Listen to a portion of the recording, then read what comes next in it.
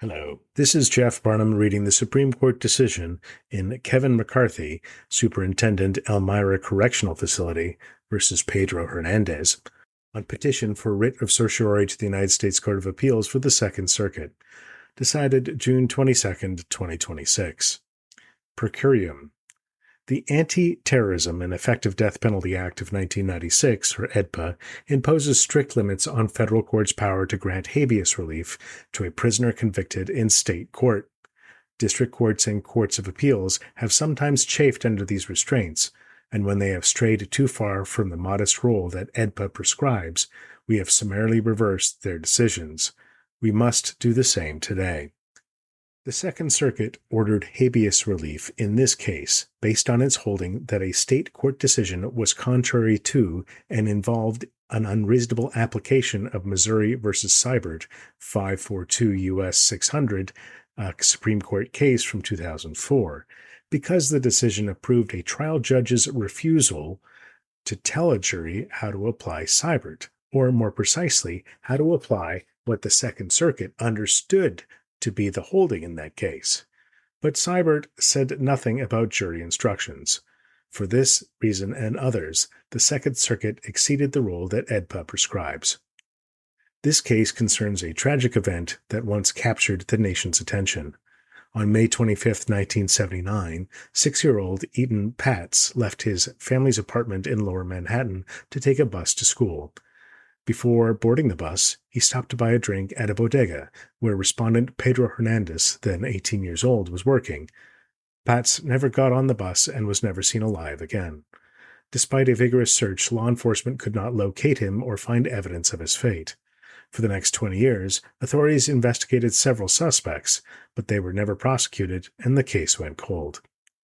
It was revived in 2012 when Hernandez's brother-in-law reported that Hernandez had made statements about his involvement in Patz's disappearance and suspected murder. At that time, Hernandez was living in southern New Jersey, and detectives took him to the Camden County, New Jersey Prosecutor's Office, or CCPO. They began questioning him there without first administering a Miranda warning, and Hernandez, a man with low IQ and a history of mental illness, eventually confessed to strangling Patz and dumping his body in an alley behind the bodega. The detectives then read Hernandez his Miranda rights. He waived them and made a second videotaped confession. While still at the CCPO, Hernandez also confessed to his wife, Rosemary, and his daughter, Becky. Detectives drove Hernandez to the New York County District Attorney's Office, where he received another Miranda warning, waived his rights, and gave a second videotaped confession, this time to an assistant district attorney. Hernandez continued for years to confess to Patz's murder. While in pretrial custody, for example, he confessed to a psychiatrist. He also told this psychiatrist that he had confessed to the crime in 1979 at a prayer meeting and in the 1980s to his ex-wife. And he confessed the crime repeatedly to a second psychiatrist while awaiting trial. New York charged Hernandez with intentional murder, kidnapping, and felony murder. The first trial ended in a hung jury, and a second trial began in 2016. Hernandez moved to suppress his statements to the detectives and the assistant district attorney, but the trial court denied the motion. It ruled that Hernandez was not in custody at the CCPO before he received his Miranda warning, and that he had knowingly and voluntarily waived his Miranda rights at the CCPO and the district attorney's office before he made his later videotaped confessions. Under New York law, however, the trial court's decision not to suppress those confessions did not prevent the defense from asking the jury to disregard them. New York law requires a trial court to instruct a jury to disregard a pretrial statement if the jury finds it to have been involuntarily made. And a statement is involuntarily made within the meaning of this provision if it was obtained in violation of the defendant's state or federal constitutional rights, or the right established in Miranda. The trial court accordingly instructed the jury on voluntariness, custodial interrogation, Miranda warnings, and Miranda waiver. But New York law does not require a trial court to instruct a jury on whether an initial involuntary confession taints later confessions and thus imposes an obligation to disregard them. The trial court, therefore, did not instruct the jury to decide whether Hernandez's post-warning confessions were sufficiently attenuated from his first pre-warning confession. Nonetheless, after the jury retired to decide on a verdict, it sent the trial court a note seeking guidance on attenuation. We, the jury, request that the judge explain to us whether, if we found that the confession at CCPO before the Miranda rights was not voluntary, we must disregard the two later videotape confessions at CCPO and the DA's office, the confessions to Rosemary and Becky Hernandez, and the confessions to the various doctors. The parties disagreed on the correct response. The state argued that the answer should be no, while the defense maintained that the correct answer was yes. The trial judge agreed with the state and succinctly advised the jury that the answer to its question was no. In an exchange with counsel outside the presence of the jury, the trial court explained that although New York law requires a jury to disregard confessions that it finds were involuntarily made in the sense noted above, state law does not empower a jury to assess whether a later confession is fatally tainted by an earlier involuntary confession.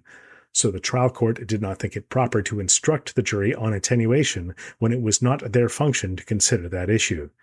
The jury found Hernandez guilty of kidnapping and felony murder, and the trial court sentenced him to imprisonment for 25 years to life. New York's Intermediate Appellate Court, the Appellate Division First Department, affirmed. It agreed with the trial court that Hernandez had not been in custody before he received the first Miranda warning, and that after receiving the warnings, he had knowingly and voluntarily waived his Miranda rights. The appellate court also ruled that the trial judge had responded to the jury note in accord with state law, and it concluded that the verdict would have been the same even if the trial court had instructed the jury on attenuation. The New York Court of Appeals denied leave to appeal, and we denied certiorari. Hernandez filed an application for a writ of habeas corpus in federal district court. He argued that the appellate division had violated clearly established federal law in rejecting his Miranda arguments and in its argument on the trial court's response to the jury note. That response, Hernandez maintained, itself violated clearly established federal law by failing to explain to the jury the rule that Justice Kennedy adopted in his opinion concurring in the judgment in Missouri v. Seibert. Seibert addressed the constitutionality of an interrogation tactic under which police question a suspect in custody without providing a Miranda warning, and then, after eliciting a confession, provide a Miranda warning and ask the suspect to repeat the confession. The court ruled that the use of this tactic in that case violated federal law. Writing for a four-justice plurality, Justice Souter opined that the use of the tactic had undermined the protection that Miranda was designed to provide, and that the confession given after the tardy Miranda warning was therefore inadmissible. Justice Kennedy concurred in the judgment, arguing that a post-warning confession obtained through a deliberate two-step strategy predicated on violating Miranda is inadmissible unless law enforcement takes specific curative steps to attenuate it from the pre-warning confession. The district court referred Hernandez's application to a magistrate judge who issued a 130-page report recommending denial. The district court adopted the report in full and denied Hernandez's habeas application. The district court saw no ground under AEDPA for granting relief based on Hernandez's Miranda arguments. Yet the district court was troubled by the trial judge's response to the jury note. The district court acknowledged that the response was technically correct. It also acknowledged that nothing in Seibert discusses how trial courts should respond to jury notes of any sort, because Seibert concerned a judge's resolution of a suppression motion, and only a court can determine admissibility. All the same, the district court ruled that Seibert was relevant to juries, not only to judges, and that Seibert required the trial court to tell the jury about attenuation in order to protect Hernandez's constitutional rights. Still, the district court, like the appellate division, concluded that the trial court's failure to explain attenuation to the jury was harmless. The district court granted a certificate of appealability on the issue of the trial court's response to the note, and a panel of the Second Circuit reversed based on Seibert. The panel stated that Justice Kennedy's opinion in Seibert set out a binding rule of federal law, and that the trial court needed to explain the rule and its consequences in its response to the jury's note. Unlike the state courts, the magistrate judge, and the district court, the panel found the trial court's no answer to be manifestly inaccurate. In the panel's view, that error warranted habeas relief under 28 United States Code, section 2254 sub D1, because the response was contrary and involved an unreasonable application of Seibert. That was so, according to the panel, because the rule laid out in Seibert is relevant not only to a court making admissibility determinations under the Constitution, but also to juries deciding voluntariness under New York's Code of Criminal Procedure. The thrust of Seibert, the panel said, is the same in either context. And the trial court's misapplication of Seibert was so erroneous, the panel reasoned, as to deny Hernandez due process. The panel then ruled that no fair-minded jurist could conclude that the error was harmless. The panel stressed that its holding was based on the premise that the trial court had misstated or misapplied federal constitutional law in the jury instruction, not on the premise that the trial court had misstated state law. Indeed, the panel acknowledged at the outset that AEDPA does not empower federal courts to re-examine state court determinations on state law questions. The panel remanded with instructions to grant the application and to order Hernandez's release unless the state gave him a new trial. As relevant here, a federal court may grant habeas relief on a claim that a state court has resolved on the merits only if that decision was contrary to or involved an unreasonable application of clearly established federal law. Only the holdings of this court clearly establish federal law. State court determinations on state law questions are no part of a federal court's habeas review of a state conviction. AEDPA instead allows a federal court to correct only extreme malfunctions in the resolution of federal issues by the criminal justice systems of the sovereign states. A decision is contrary to our holdings if it applies a rule that contradicts them, and a decision unreasonably applies our holdings when the state court blunders so badly that no fair-minded jurist could agree with it. The appellate division's decision neither contravened nor unreasonably applied any holding of this court. First, Hernandez had no federal right to have the jury evaluate the lawfulness of his confessions after the trial court admitted them. Unlike New York law, the federal Constitution does not require that both judge and jury pass upon the admissibility or voluntariness of evidence when constitutional grounds are asserted for excluding it. So no federal law, much less any clearly established federal law, required the trial court to instruct the jury on the grounds for suppression set out in Miranda or Seibert. Second, the rule embraced by Justice Kennedy in Seibert does not disturb that proposition. Although we have never held that Justice Kennedy's opinion sets out the holding that courts must follow under Marks v. United States, 430 U.S. 188, a Supreme Court case from 1977, we may assume without deciding, in line with the Second Circuit's precedent, which the parties do not contest, that it does.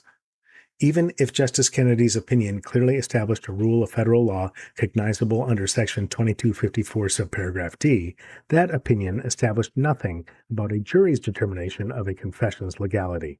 Seibert concerned a trial court's ruling on a suppression motion, not a jury's assessment of attenuation.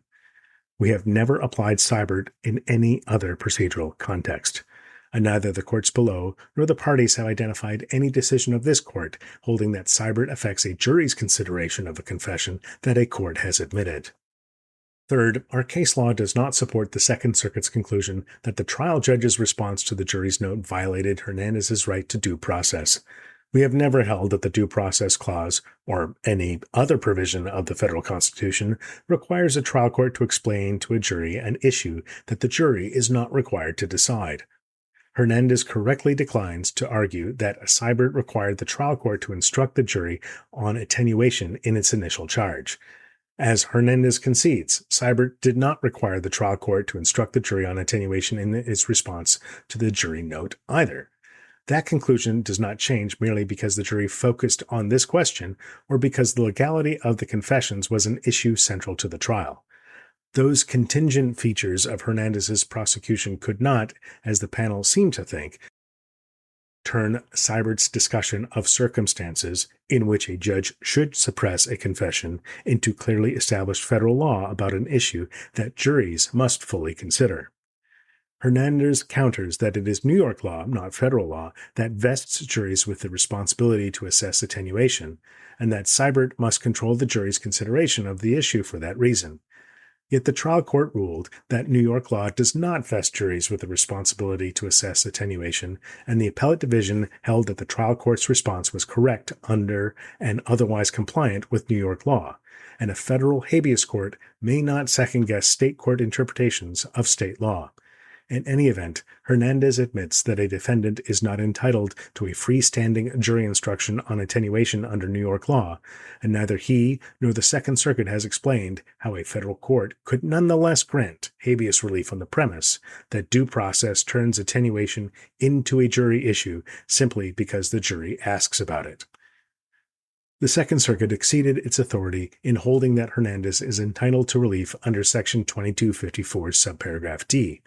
The panel's opinion appears to reflect serious doubt about the reliability of Hernandez's confessions, but AEDPA does not allow a federal habeas court to disturb a state court conviction based on such an evaluation of the evidence. No clearly established federal law required the trial court to instruct the jury about the rule that Justice Kennedy adopted in Seibert. Because the panel erred in holding otherwise, we grant the state's petition for a writ of certiorari, reverse the judgment of the Second Circuit, and remand the case for further proceedings consistent with this opinion. It is so ordered. Justices Sotomayor, Kagan, and Jackson would deny the petition for a writ of certiorari. Thank you for listening. Please help us by rating and reviewing this podcast wherever you get your podcasts, and make sure you subscribe so you can get all the decisions delivered directly to your device over the next few weeks in these last weeks of June. If you wish to communicate with the podcast, please email us at scotusdecisions@gmail.com or click the link in the show notes. Thanks, and have a great day.